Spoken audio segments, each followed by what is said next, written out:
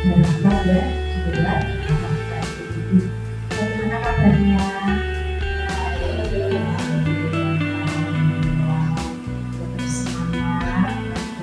Tetap semangat, ya, hari ini saya mau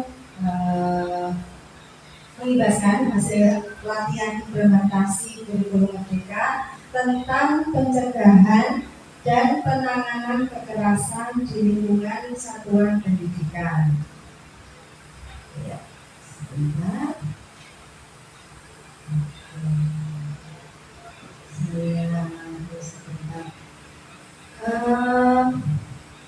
Menurut ibu-ibu, kalau di lingkungan sekolah kita boleh di sekolah sini boleh ya, mungkin di luar juga boleh. Kira-kira kekerasan apa ya yang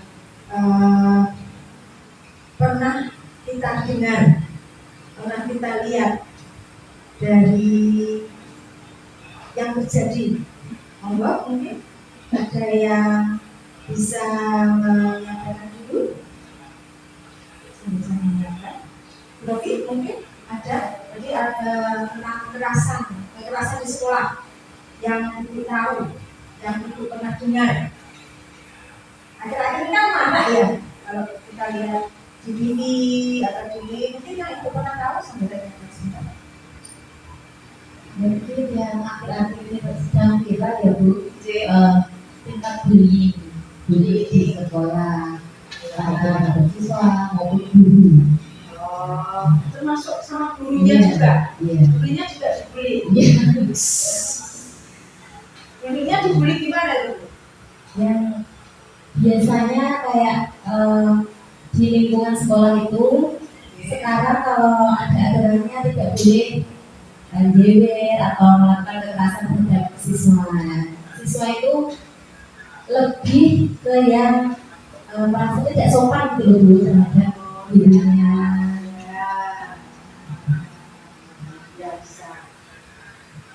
Terima kasih. Jadi yang dibully bukan cuma siswanya, tapi juga gurunya. Sekarang gurunya juga kena. Mungkin ada lagi Bu Retno? Kalau Dewi dulu, enggak.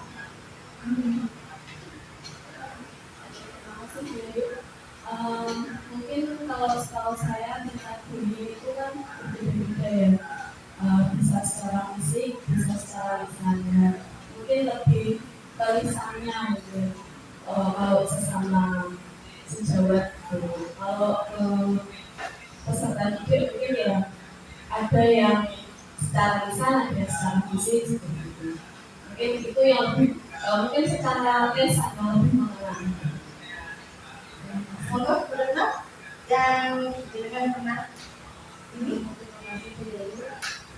Kalau yang lagi booming untuk saat ini kayak pelecehan ya. Iya. Entah itu di sekolah atau di masyarakat. Mungkin saat ini di berita-berita tuh sering muncul seperti itu pelecehan. Mungkin nggak tahu ya itu diakibatkan dari apa siswanya atau gurunya sendiri emang apa ya kayak kalau pikirnya seperti itu mungkin aku bisa ya. Terima kasih Ibu yang sudah menyampaikan pendapatnya dan pernah didapat. Nah di sini kita tujuan pembelajaran mengenai penanganan kekerasan itu ada Permendikbudristeknya. Oh iya, ada Ibu. Ya, jadi tujuan pembelajarannya memahami gambaran umum Permendikbudristek nomor 46 tahun 2022 tentang pencegahan dan penanganan kekerasan di lingkungan satuan pendidikan atau disingkat PPKSD. Ya, kebetulan sekolah kita juga sudah ada ya SK-nya yang sudah dibuatkan oleh Bapak Kepala Sekolah. Nah, tujuannya memang untuk memberi aturan panduan tentang PPKSD ini. Lalu kenapa kok perlu dibikin tim seperti itu supaya bisa mampu mencegah terjadinya kekerasan di lingkungan satuan pendidikan, dan juga kalau ada kejadian itu kita bisa merespon dan menangani kekerasan yang terjadi di satuan pendidikan sesuai tugas dan kewenangannya. Ini yang di koran yang ada kasus bullying sampai siswa sampai di Cilacap dipicu karena korban gabung yang lain. Itu contoh itu. Terus ada lagi 7 fakta kata siswa SD di Gresik buta usai dicolok tusuk bakso. Ada ya sampai ini kok sampai ya. Mengapa kok sampai kayak gitu? Data bullying KPAI tahun 2023 sepanjang Januari sampai Agustus 2003, KPAI mencatat ada kasus pelanggaran perlindungan anak mencapai 2.355 kasus. Dari data tersebut, sebanyak 861 kekerasan pada anak terjadi di lingkungan satuan pendidikan. Nah ini yang perlu kita sikapi, makanya kenapa perlu dibuat Permendikbudristek seperti itu, karena saking sudah ada kejadian kasus banyaknya di beberapa daerah. Nah, dunia pendidikan di Indonesia sedang menghadapi banyak tantangan. Ya, itu ada perundungan di sekolah, ada sampai dibakar, itu sampai saking apa ya? Itu nggak bisa dinalar ya. Terus itu kamu di CNN Indonesia itu 251 anak usia SD jadi korban kekerasan di sekolah. Jadi nah berarti kita tuh sedang berada dalam situasi darurat kekerasan di lingkungan pendidikan. Jadi benar-benar kita harus mengatasi. Kalau sudah tahu situasi yang ada seperti itu, apalagi istilah darurat, berarti benar-benar kita harus memperhatikan jangan sampai ada kekerasan di lingkungan satuan pendidikan. Nah, nih ada 5 kementerian untuk mengurus masalah ini. Ada Kementerian Dikbud Pendidikan Budayaan, Kementerian Agama, Kementerian Sosial, Kementerian Dalam Negeri, dan Kementerian Pemberdayaan Perempuan dan Perlindungan Anak. Saking pentingnya sampai 5 kementerian itu mereka bersatu untuk membahas tentang kerjasama bagaimana mengatasi permasalahan situasi darurat seperti ini. Lalu untuk lembaganya ada 3, Komisi Perlindungan Anak Indonesia, lalu Komisi Nasional Disabilitas, dan Komisi Nasional Hak Asasi Manusia. Nah, ini kita kesepakatannya 4 Agustus tahun lalu perjanjian kerjasamanya 12 Oktober tahun lalu. Jadi benar-benar masih fresh ya, masih belum ada 1 tahun ini, belum ada 1 tahun. Nah, uang lingkupnya apa? Penguatan yang pertama, penguatan mekanisme pencegahan, penanganan, dan pengawasan. Yang kedua, peningkatan kapasitas sumber daya manusia. Dan yang ketiga, pertukaran dan pemanfaatan data dan atau informasi. Jadi semua lembaga ini, lembaga dan kementerian ini, mereka membahas ruang lingkup tentang masalah-masalah bagaimana yang cara membuatkannya biar mencegah, menanganinya, terus bagaimana mempertimbangkan kapasitas sumber daya manusianya juga. Terus yang ketiga tadi memanfaatkan data yang ada atau mempertukarkan informasi yang ada supaya saling memberitahu.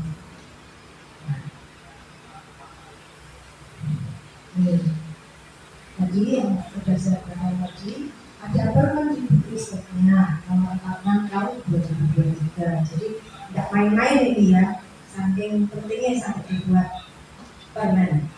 Terus kira-kira bentuk kekerasannya seperti apa? Ada kekerasan fisik, ada kekerasan psikis,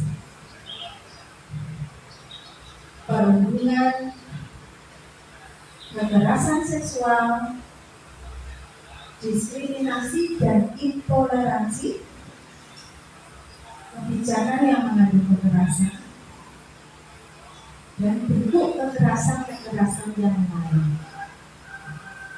Kita udah lagi. Nah, sasaran upaya PPKSP ini itu meliputi ada peserta didik, pendidik, tenaga kependidikan, orang tua, komite, dan masyarakat. Jadi intinya hampir semua ya, seluruh ya, semua warga yang di sekolah berikut masyarakat yang ada. Nah, benar tadi seperti yang dibilang Bu Devi ya tadi ya. Jadi bentuknya untuk kekerasan itu ada yang secara fisik dan ada yang verbal.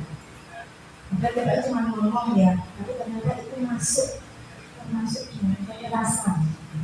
Verbal, non verbal. Maka penyakitkan yang mana ya? Penyakitkan semuanya. Nah, ada lagi ini. Melalui teknologi informasi dan komunikasi. Jadi ternyata kekerasan itu juga bisa dilakukan lewat dunia maya, lewat medsos, sampai sebegitunya. Makanya saking daruratnya itu sampai perlu dibuat dan nah, ini kekerasan fisik. Apa saja ini kekerasan fisik? Ada tawuran, ada lahian masal. Sekarang itu kayak gelombang banget ya. Dan itu lihat-lihat kemarin di Majid itu ya. Di Majid itu tapi kayak udah selesai, udah ditangkap semua ya. Nah, ya udah nggak ada itu.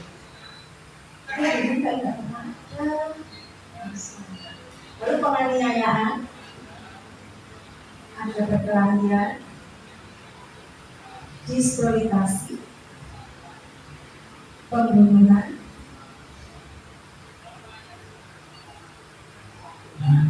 kekerasan fisik kita sudah sudah tahu, banyak sudah tahu kekerasan fisik. Lalu untuk kekerasan psikisnya apa saja? Pengucilan. Kalau seperti anak kita itu, kadang mereka merasa dikucilkan. Nah itu masyarakat perlu tahu bahwa kadang ya saya lihatnya gini, ketika kita ngajak anak-anak ke masyarakat itu mereka melihat dengan matanya atau gerak tubuhnya itu kelihatan, itu wajar karena mereka belum paham. Kita yang harus memberi pengertian bahwa ini berbeda bukan untuk dikucilkan, bukan untuk dibedakan. Tidak ada yang mau dibeda-bedakan. Sampainya aku ini menjadikan Indonesia ya, menjadikan Indonesia. Ojo dibeda-bedakan. Tak mau. Siapa yang mau dibeda? Tidak ada yang mau. Nah itu yang B, penolakan.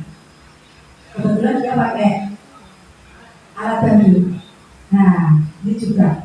Makanya kita di SRD berusaha untuk bisa membangkitkan percaya diri anak supaya ditolak itu sesuatu yang kita sih mikirnya gak mandi. Ditolak cinta aja loh sampai kayak mana. Ya, ada yang sampai naik tower karena ditolak cintanya. Nah, itu tuh termasuk kekerasan psikis. Jadi ya memang perlu diluruskan bahwa ya tolak berarti ini caranya. Ada yang ya, jadi masalah.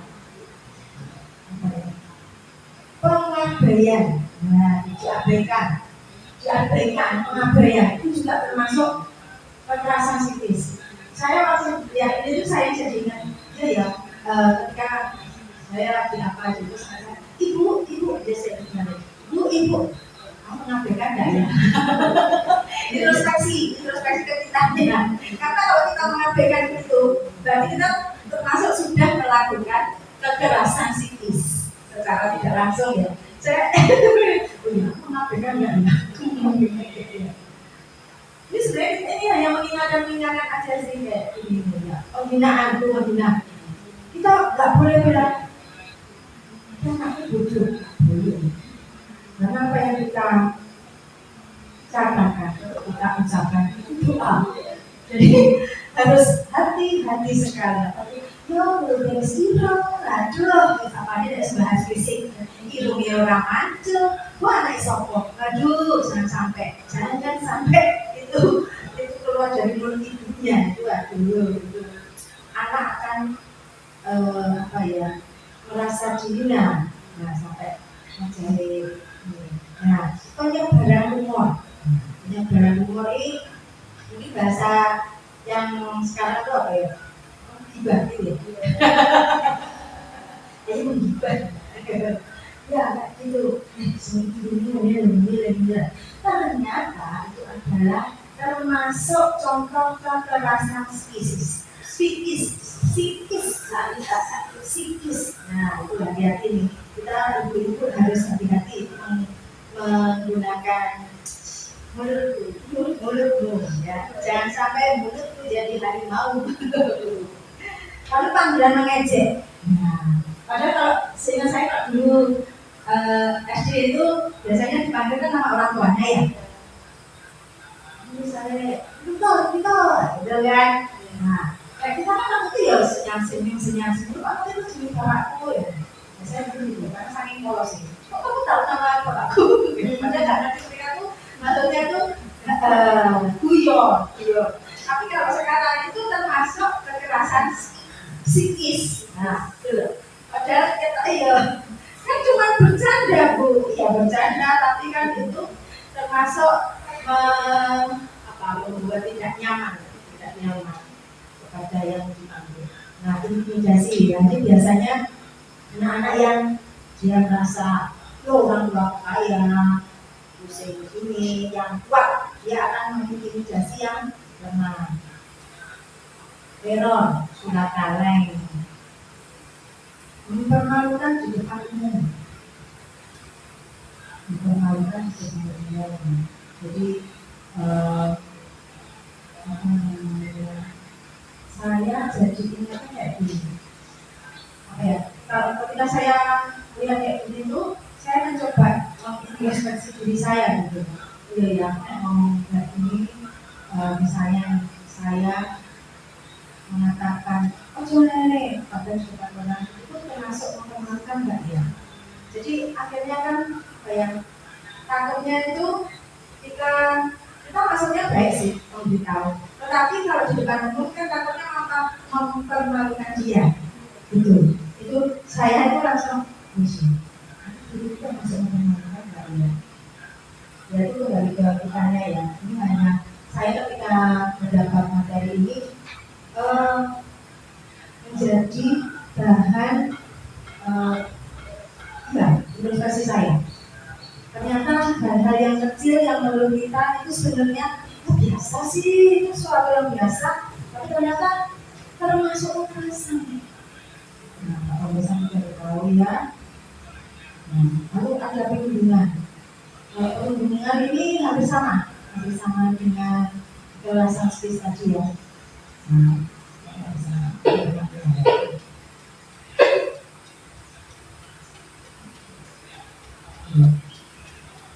Macamnya ternyata banyak. Nah, ini yang sudah puber ya. Jadi ada yang ujaran diskriminasi melecehkan tampilan fisik. Nah, itu gitu. Nah, terus memperlihatkan alat kelamin. Nah, ini itu juga termasuk kekerasan seksual. Lalu lelucon bernuansa seksual.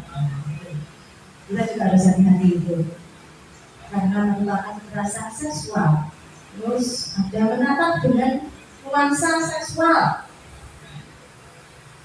Terus pengiriman pesan lelucon gambar, foto, audio, video bernuansa seksual. Nah, ini saya jadi ingat keponakan saya itu kan sudah merasa dia sukanya di rumah pakai kaos jalan saja. Nah, sekarang kan sukanya TikTok, sama kaca kaki. Nah, itu gini-gini.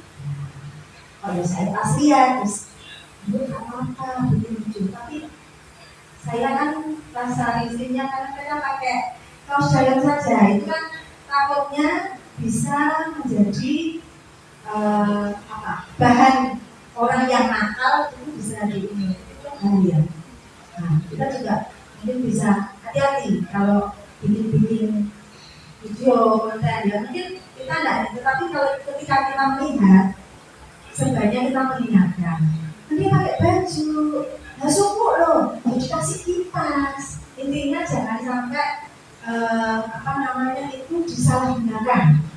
Takutnya ada orang di luar sana yang iseng, dia akan memakai. Kayak tadi pagi saya dengar lihat berita tentang yang realitis, ya dia diperas 300 juta. Itu ternyata hampir dianya yang lama itu ada yang dijadikan buat ngancam 300 juta dan tadi pagi itu sudah ada beritanya sudah ketemu orangnya.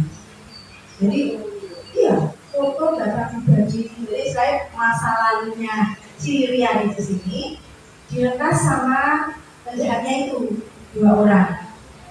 Jadi apa mungkin kayak singkat itu, tapi kalau nggak salah itu barang bukti itu sudah pasti terus HP. Jadi barang-barangnya realitis, dokumen-dokumennya, nah itu kalau realitis nggak ngasih, kita masuk dikasih rekeningnya juga kan. Kalau nggak dikasih, ya itu 300 juta itu atau disebarkan. Makanya kita lebih bijak dalam memakai. Saya tadi kalau yang itu cepat banget loh. Kemarinnya itu yang harusnya melaporkan ini tadi pagi sudah ketemu orangnya. Saya jadi mikir, berarti kalau kita punya HP yang lama itu bisa ya kita jual. Terus ya kan saya misalnya nggak tahu tentang itu, tidak bisa ya data-data kita. Ya, jadi apa? Jejak digital. Jejak digitalnya akan ketahuan. Jadi kita harus hati-hati sekali. Yang pribadi sekali itu pun juga akan bisa. Ya kita nggak mau bikin masalah, tapi itu bisa jadi masalah buat kita di kemudian hari. Mungkin harus bijak ya. Terus yang mengambil, merekam atau mengedarkan foto rekaman bernuansa seksual. Ini pada dengan mengedarkan itu juga ada kena masalah pornografi. Terus mengunggah foto tubuh korban bernuansa seksual. Nah, sekarang tuh zamannya nggak bisa ini ya. Itu iso lagi kok saja ini terus diganti badannya, diganti wajahnya siapa. Nah, itu memang dibuat supaya ya kayak kejadian yang di situ. Jadi mengerti kalau untuk saya. Nah, terus ini diskriminasi atau intoleransi. Misalnya dilarang memakai seragam pakaian kerja. Terus dilarang mengikuti pelajaran agama. Terus larangan mengamalkan ajaran agama atau kepercayaan. Terus seragam harus, jadi pemaksaan, intinya pemaksaan ya, seragamnya harus itu pemaksaan mengikuti pelajaran agama. Terus pemaksaan mengamalkan ajaran agama, mengistimewakan calon pemimpin berdasar latar belakang. Lalu larangan mengikuti atau tidak mengikuti perayaan hari besar agama. Jadi benar-benar bahkan di Indonesia ada banyak keberagaman dan kita harus toleransi, saling menghargai. Nah, kalau kayak seperti ini, istilahnya kita memaksakan kehendak kita, itu sudah termasuk kekerasan. Padahal sepele ya, tetapi itu ternyata merupakan termasuk tindakan kekerasan. Jadi kalau saya sih melihatnya mungkin yang menyakiti hati orang lain, ya itulah kekerasan. Apa begitu?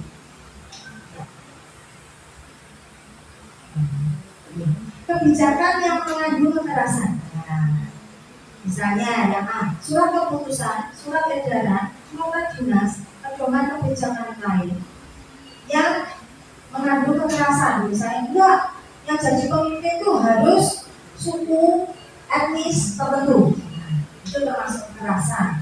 Lalu ada himbauan, instruksi, ada tindakan lain yang tidak adil. Jadi apa namanya tadi di lembaga ada dalam ini ada dalam hak asasi manusia. Nah di situ, jadi kayaknya tuh saya pas dengar ini tuh, kenapa itu tuh masuk kekerasan kok? Padahal kan, ya itu kan sama kayak tadi kita kebiasaan yang ternyata itu kebiasaannya jelek dan itu yang harus kita ubah. Nah, ini yang perlu kita sampaikan kepada masyarakat, orang tua, murid, anak-anak, didik kita, betapa perlunya itu. Karena kalau kita tidak menyampaikan kepada mereka, mereka pun nggak ngerti. Kayak saya aja, nggak tahu ternyata itu tadi termasuk kekerasan, mengabaikan orang. Nah itu sudah termasuk kekerasan. Masih ada penyebaran informasi terkait tubuh atau informasi pribadi bernuansa seksual. Terus ada mengintip kegiatan ruang pribadi. Nah, apalagi anak kita yang jauh, mungkin yang sudah SMA, itu kan mereka kan nggak ngerti. Aku cuma lihat bu, bahasanya melihat ke kamar mandi. Tetapi dengan apa ya? Pemilihan mereka kan hanya melihat, tetapi kita yang tahu kamu sudah dewasa, nggak boleh lihat yang apa namanya lawan jenis, itu harus hati-hati sekali, karena itu bisa untuk kedepannya itu yang kita memberikan pendidikan tentang kalau cewek itu gini, kalau cowok itu gini. Jadi kalau sudah puber, sudah dewasa, itu harus dipisahkan. Kenapa kalau di masjid? Kenapa yang cowok yang di depan, yang cewek kenapa dipisah? Itu kan juga ngaruh. Nah, kita harus tahu itu. Lalu ada C, membujuk, menjanjikan, menawarkan sesuatu untuk melakukan transaksi atau kegiatan seksual. Lalu ada hukuman atau sanksi bernuansa seksual. Lalu menyentuh, mengusap, meraba, memegang, memeluk, mencium, menggosokkan bagian tubuh, terus membuka pakaian korban. Nah ini makanya kenapa kalau misalnya ada murid kita yang jauh, apa namanya muridnya cowok. Nah ketika ada misalnya dia sedang mau belajar bahasa, ya lebih baik guru cowok. Itu lebih mengurangi masalah yang ada. Nah, kita mencegah hal-hal seperti itu. Lalu ada lagi yang memang pemaksaan untuk melakukan transaksi kegiatan seksual. Maksudnya budaya komunitas bernuansa kekerasan seksual, jadi kayaknya enak gitu ya. Terus ada P, percobaan perkosaan, pemaksaan budaya itu mengambil kekerasan, perdagangan orang untuk eksploitasi. Nah, eksploitasi itu makanya kayak ada eksploitasi anak, itu juga termasuk kekerasan. Jadi kalau kita melihat di lampu merah itu ya, kadang ada anak yang dia ngemis. Nah itu kita harus jangan asal ngasih, memang kasihan, tapi kita nggak tahu ada yang siapa tahu di belakang ada bosnya. Jadi uangnya itu malah nggak buat si anak, tapi buat si bosnya itu. Maka saya ada kalau yang di Madiun itu yang terdirir kereta api stasiun Madiun itu ada tulisannya di dalam nasi pengemis. Ada rasanya kalau kita ketahuan ngasih, kita pun juga kena denda. Tujuannya apa? Karena itu bukannya apa namanya Iya, kalau uang itu dipakai sama yang anak penulisnya ini, takutnya dipakai sama yang bosnya itu yang lebih kasihan, lebih kasihan. Ya, ini ada lagi masih ada ini kedua ya. Mengurangi menghalangi membedakan hak dan kewajiban penghasilannya. Lihat yang C, mengurangi menghalangi tidak memberikan hak, tidak naik kelas, lulus dari satuan, istilahnya diambil-ambil. Kita juga hati-hati ini untuk mengambil keputusan. Kenapa? Memperoleh hasil penilaian pembelajaran, kesempatan mengikuti kompetisi, menerima bantuan pendidikan. Hanya karena misalnya dia alasan tertentu.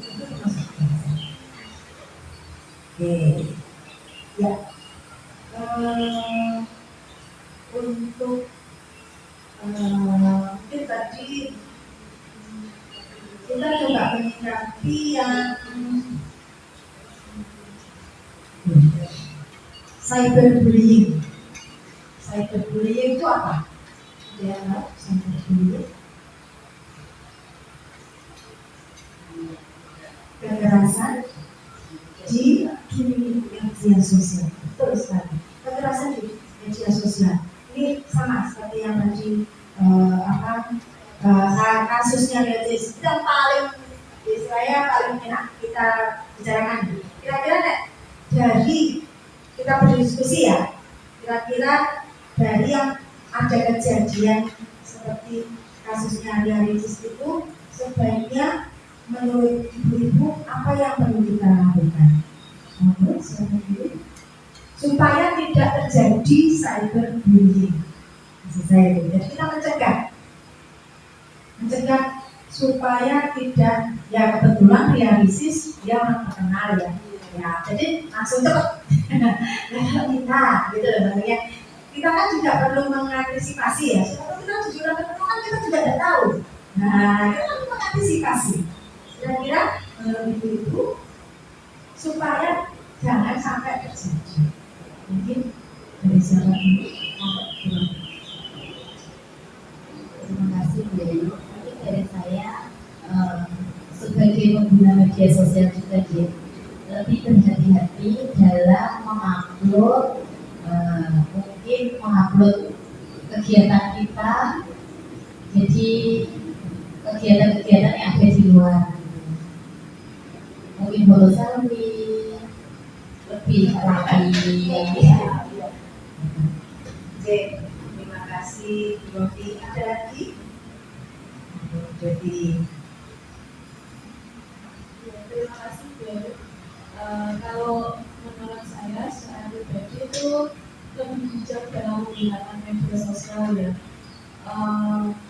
Contohnya lebih bisa memilah antara hal yang penting untuk diupload atau hal yang tidak penting untuk diupload, itu lebih bisa untuk kita lebih bijak. Itu kan kembali lagi ke diri sendiri.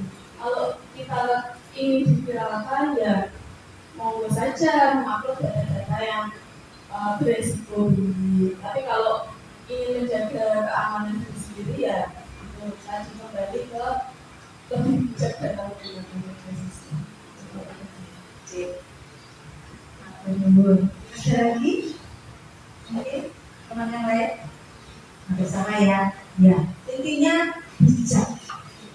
Kita ingat tujuannya itu apa? Kalau foto satu itu perasaan kita itu sekarang langsung spontan. Tidak ada ini ya, langsung spontan langsung spontan. Itu ngomong aktif gambarnya begini aktif itu aktif. Ya, spontan itu dulu apa ya? Refleks langsung.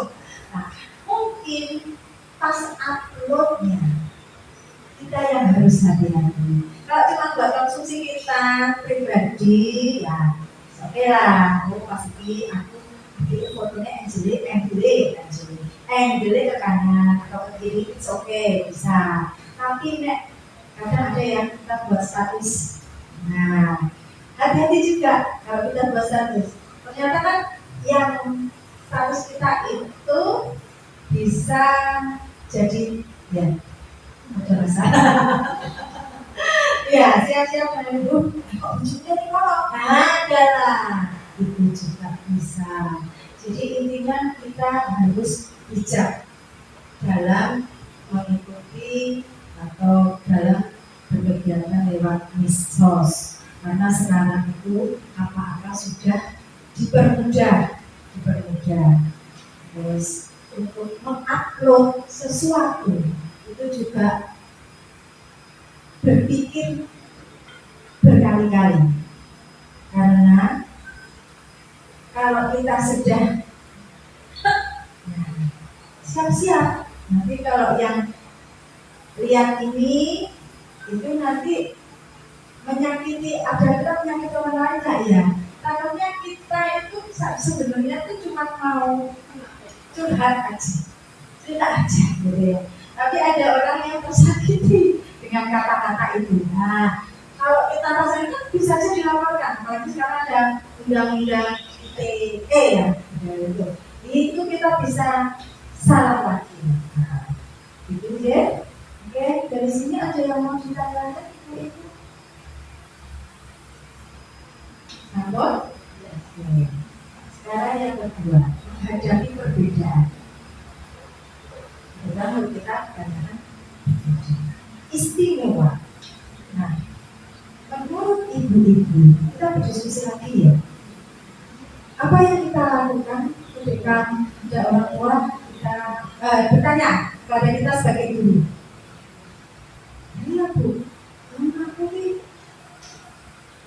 susah Bu, tak ajak keluar. Padahal kan harusnya sering diajak keluar. Kalau enggak nanti nah, menurut ibu apa yang saran kepada atau ada orang tua yang gimana ya kalau mau ngajak keluar itu gitu loh mungkin ada yang mau memberikan saran, masukan kalau untuk menghadapi perbedaan.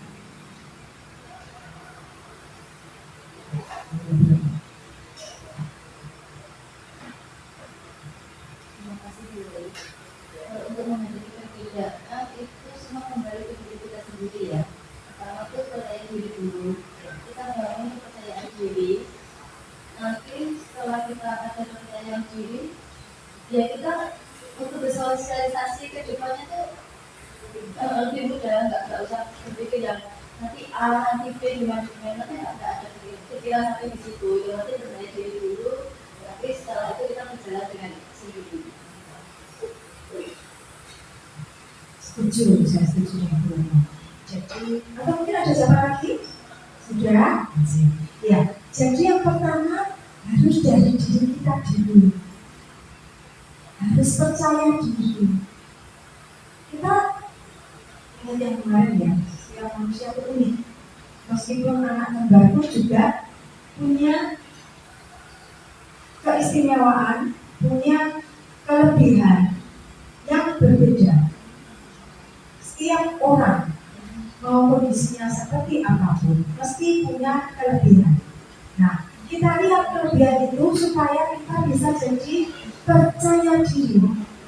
Kalau kita sudah percaya diri, baru bisa keluar itu enak.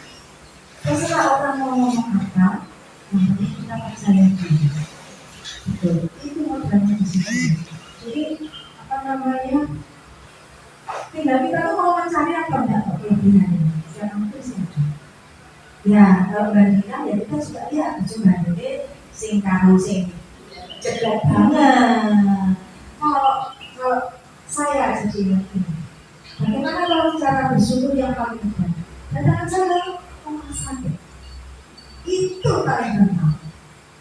Akhirnya kan saya mau bernafas aja sampai lewat terus. Kita lebih dekat di top, tapi masih bisa bernafas itu lebih syukur. Itu kan akhirnya kita jadi percaya diri. Jadi harus sebenarnya ke bawah. Maksud bandingin karena saya dulu.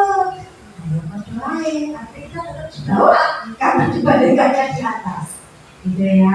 Nah, mungkin buat orang tua wali murid itu kita juga gitu, kita perlu sampaikan bahwa anak-anak ibu itu istimewa dan ibu itu termasuk ibu yang hebat.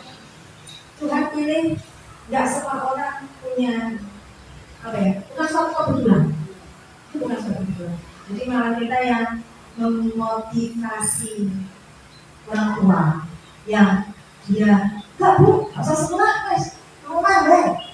Itu yang kita yang lebih paham, kita memberitahu, kita memberi masukan. Karena nanti untuk orang tua itu apa ya? Mungkin saking banyaknya perkataan yang negatif, akhirnya tuh kayak di sini itu sudah penuh dan kasihan gitu loh. Apa ya istilahnya? Iya, ketakutan sendiri. Nah, ketakutan sendiri. Padahal sebenarnya ada solusinya. Cuma kalau lagi-lagi mau nggak? Ya memang semua proses. Nggak bisa misalnya prok jadi apa itu ya nggak bisa. Memang semua proses dan butuh waktu. Tetapi kan yang penting kita melihat perubahannya yang baik. Oke,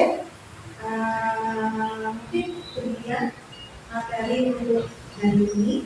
Ada lagi mungkin bapak ibu-ibu yang mau sharing atau menanyakan sesuatu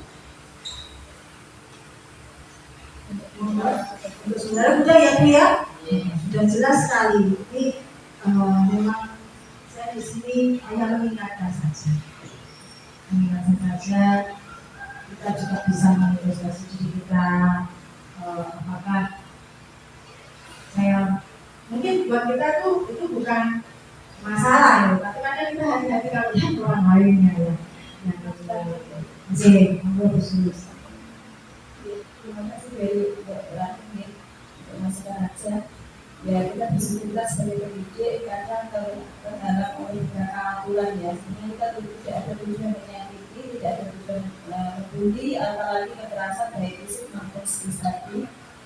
Tapi bersyukur tadi berjalan juga ada beberapa undang-undang yang membatasi kita, jadi kita tahu batasan-batasan seperti itu. Tetapi hal ini harus kita juga ada kolaborasi dengan orang tua. Karena dulu tujuannya mendidik dan kita sudah ada aturan, kita tidak menyalahi aturan. Tetapi kadang orang tua belum paham seperti itu. Bahkan orang tua pun tidak ikut mendidik gurunya. Nah seperti itu. Jadi langkah baik-baik ini bisa diteruskan untuk kolaborasi dengan orang tua. Mungkin nanti orang tua juga ditakui dan begitu baik melalui perkelas ataupun kita lakukan pengajaran dakwah. Jadi seperti ini tujuannya memang hanya untuk kita sebagai pendidik, tujuannya mendidik menyebarkan ilmu dan pengumuman karakter siswa begitu. Jadi tidak ada sedikit pun untuk menyakiti seperti itu. Terima kasih Bayu, semangat dan semangat. Assalamualaikum warahmatullahi wabarakatuh. Jadi bisa semakin sangat buat masukannya. Iya, jadi mungkin memang untuk awal kita di lingkungan guru dulu, pendidik, tenaga pendidik, sekolah. Nah, mungkin selanjutnya kita bisa sampaikan ke kepala sekolah, mungkin bisa diagendakan kapan kita bisa sharing lah ya, sharing ilmu lah ya, yang kita ajar benar-benar ya, ternyata itu termasuk kekerasan. Apalagi orang tua yang ini tak bohong. Nah, itu tak bohong versinya siapa? Hati-hati. Ternyata sekarang semua itu sudah ada undang-undangnya. Nah, itu ya. Kalau ada yang bisa dipidanakan oleh dia masukannya. Terima kasih khusus atas terima kasih banyak buat ibu-ibu buat waktu luangnya memberikan kesempatan kepada saya untuk menjelaskan hasil pelatihan kemarin di Surabaya. Jadi memang kemarin itu hanya beberapa hari, jadi materinya kan banyak, jadi memang diajak ngobrol yang pertama. Jadi teman-teman, mohon maaf bila ada salah kata, pengucapan yang sengaja tidak sengaja